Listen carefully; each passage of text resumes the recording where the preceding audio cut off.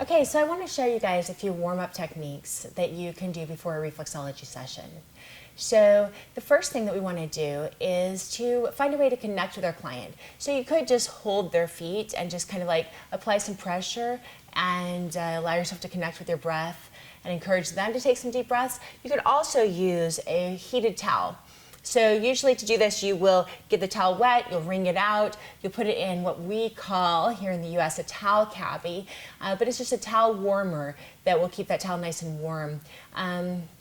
You could also, if you needed to, use an oven at maybe a low heat to keep the towel warm, but you really want to test the temperature to make sure that you don't burn your client. So I'm going to go ahead and unwrap this towel. Before I fully do that though, I'm going to gather up his feet with one hand and hold his feet right there in the center. I'm going to take my towel with the other hand and I'm going to place my palm, my entire hand, right in the center of that towel and move my fingertips to the edge. Okay, and I want to be right in the center. I'm going to take the edge of that towel and place it by his Achilles tendon on both feet, and then I'm going to flip one side of the towel over his feet and then flip the other side over and then bring all that towel in and I'll just begin compressing. Compressing, that heat signals relaxation, and it also, just this compression allows you to connect with your client and help them to begin relaxing and for their body and mind to know that they're about to receive therapeutic treatment. So I'll go ahead and take that off and I'm going to put this in my laundry hamper. The first technique that I'm going to show you is ankle loosening. I'm going to take the heel of my palm on the ulnar side and I'm going to go ahead and just do this sort of like side to side rotation movement in one direction and the other. I'm going to do that by hooking right underneath his medial and lateral malleolus. And then I'll begin rotating these little circles in one direction and rotating in the other direction, just getting some movement in that ankle. The next thing I'm going to do is side-to-side jostling, and this is a back and forth motion where I start by the heel and I continue up to the base of the toes and then back down. Okay? So I'm going to stop right as I get to the phalanges. So I'm going to go ahead and go back and forth, jostling up and then jostling back down. Just warming up the feet. I'll do this 3 times.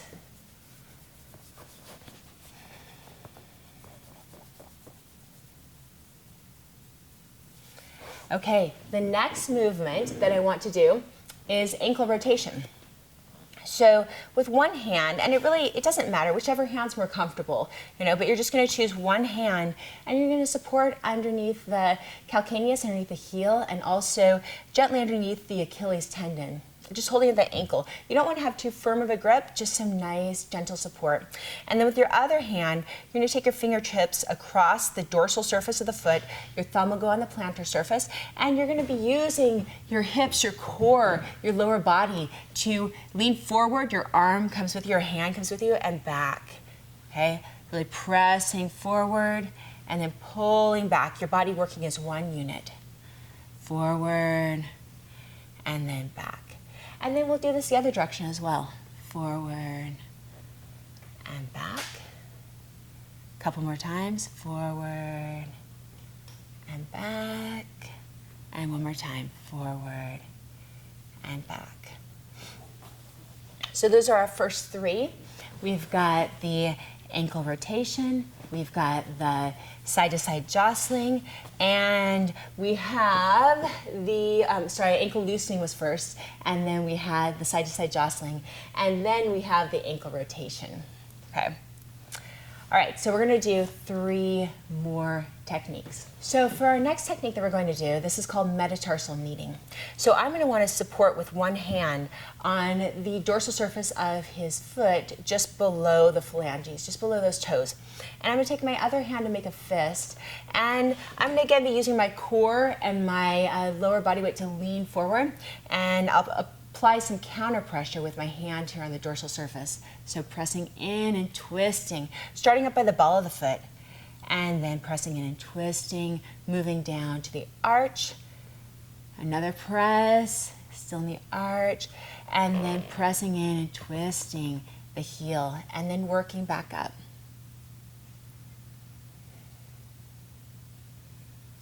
So you do this a few times. And then the next technique I want to show you is called spinal twist. This part of the foot right here, this medial aspect that goes right along the side, that travels through the heel, the arch, and the ball of the foot, this is referred to as the area that corresponds with the spine in your body. And so we're going to call this technique spinal twisting. And I'm going to do this one on both sides, just so you can see a little better. But I'm going to stack my hands, and then my hand this is my right hand right here, my hand that is supporting is just going to stay pretty still. You might see some movement, but that will be because his foot is moving. And my hand, my left hand right here, is going to be the hand that's working, okay? So it's going to be working while this hand is still, but then they'll move together up the foot, okay? Working, move together up the foot, and then back down. One hand working, one hand still, but then they move together. One hand working, one hand still, okay? So together, my hand that is more distal is the one that's doing the work. My hand that's more proximal is the one that's supportive. And then back down. And just a reminder, of course, you'll be doing these techniques on both feet. You can decide at which point you want to switch, okay? You could go through several, you could go back and forth just doing one at a time. It's really up to you in creating your own flow and really deciding what's right for you and your client in that session. So, twist. Okay, so now we're going to do our sixth technique that I want to show you. And this one we're actually going to stand up and we're going to do a little bit of stretching. So we're going to stretch the gastrocnemius and soleus muscle in the Achilles tendon. We're going to stretch the calf. So I'm going to go ahead and stand up. And I'm standing on my client's right side right now. So I'm going to be taking my right arm on his right side. My fingertips are going to support right here on the Achilles tendon, and the center of my palm is right over his calcaneus, his heel. And then I want my forearm flexors to be really right up against and supporting the plantar surface of his foot. I'm going to be in a nice lunge with my legs, and so I'm going to press just above his knee, so just superior to his knee. And it'll just be gentle pressure here, but then I'm going to lunge forward to give him that nice stretch in the gastrocnemius, soleus, Achilles tendon, holding for about 5 seconds and then releasing. And if you want to, you can kind of do a little bit of jostling or a little bit of kind of kneading all the way down the center of that gastrocnemius and into the Achilles tendon. Let's go ahead and do this one more time. So usually I would do this 1 to 3 times. So we're going to go ahead and lunge forward. Your arm comes with you. My arm looks like it's being pushed away because it is being pushed away by his foot. But if I were to do this without the counter pressure of his foot, it would look like this, okay? It would look like my arm was coming with me. But because I have the pressure of his foot there, it pushes my arm away. Okay, but the intent is that that comes with the rest of your body. So now we're going to do a few reflexology techniques, that 3 more, that are just some nice palm press walking and palm pressing techniques. So I'm going to go ahead and start right here at my client's heels. And I'm going to press in with the heel of my palm. And I'm just using my body weight. My arms are nice and straight, but not locked. I'm moving pressure into the technique that I'm doing by bringing my body weight into it. So not through any type of force through my arms. My joints are just stacked, and I'm just pressing. So what I did was a press of 1, and then up to the arch, 2, and then up to the ball of the foot, 3. Just very relaxed as you do this. And then back to the arch, 2, and then 1. And now I'm going to begin palm press walking. So that's moving side to side.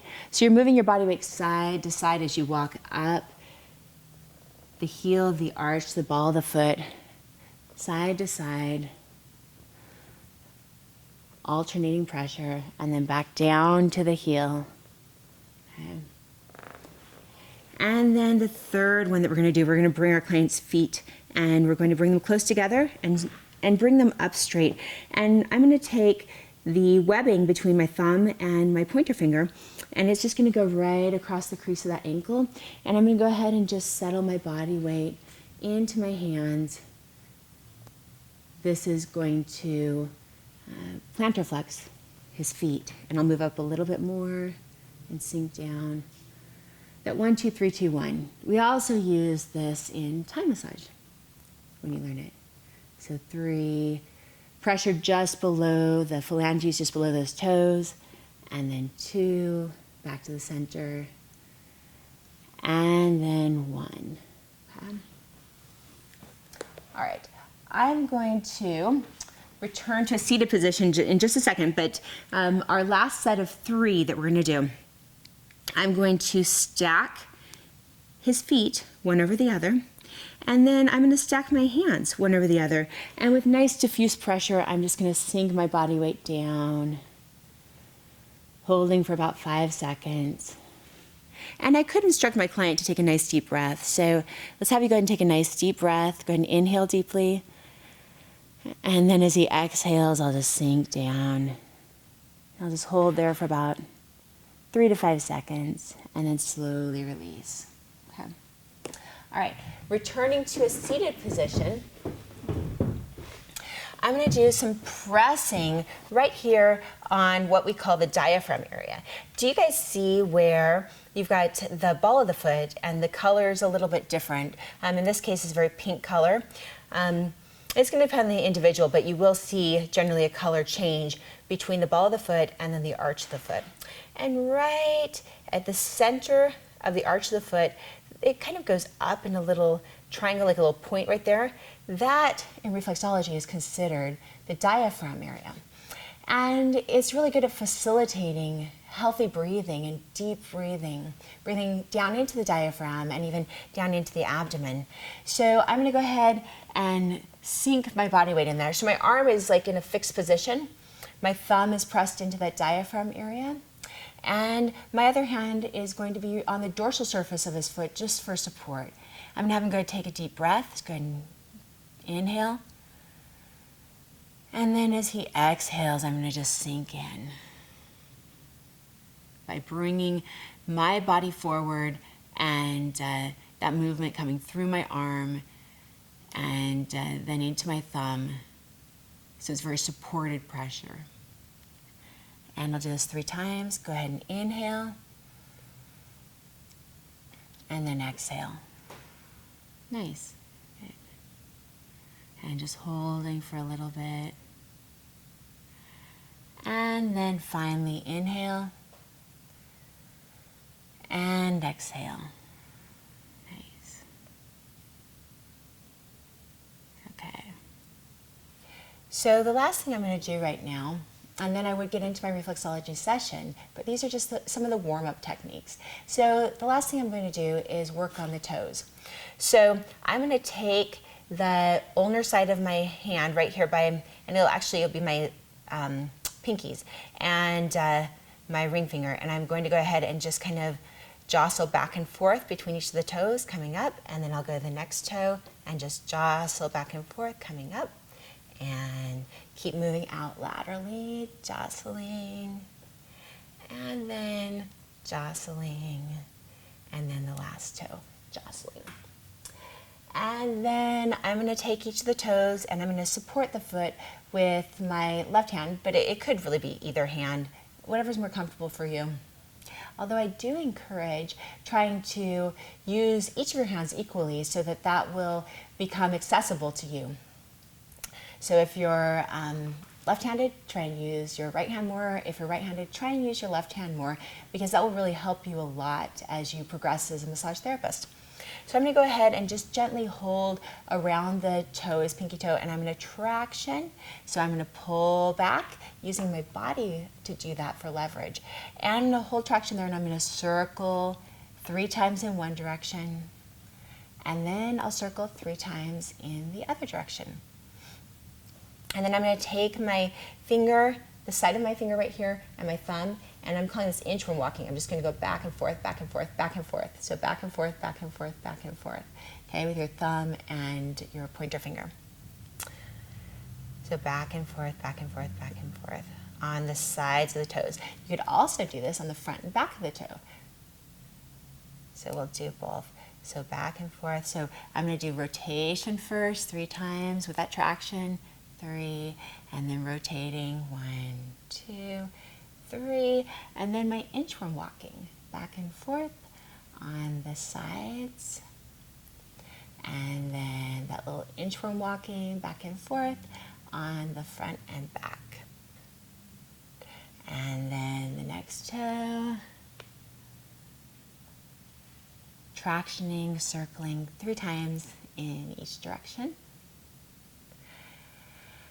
And then that back and forth on the sides, and the back and forth on the front and back. Next toe, tractioning and circling, keeping that traction, maintaining that traction while you rotate in each direction. And then rotating in the opposite direction. And then our inchworm walking. Little by little, and then from the front and back, little by little. And our last toe, the big toe, our favorite. So tractioning and 3 times in one direction, and then 3 times in the other direction. And then we'll begin inchworm walking up, and then on the front and back. Okay. All right.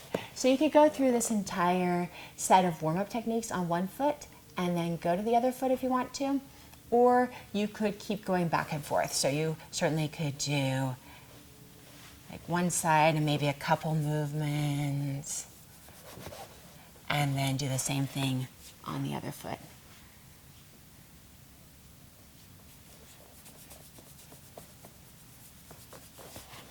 Okay. So that's up to you. Okay, hopefully that was helpful. See you soon.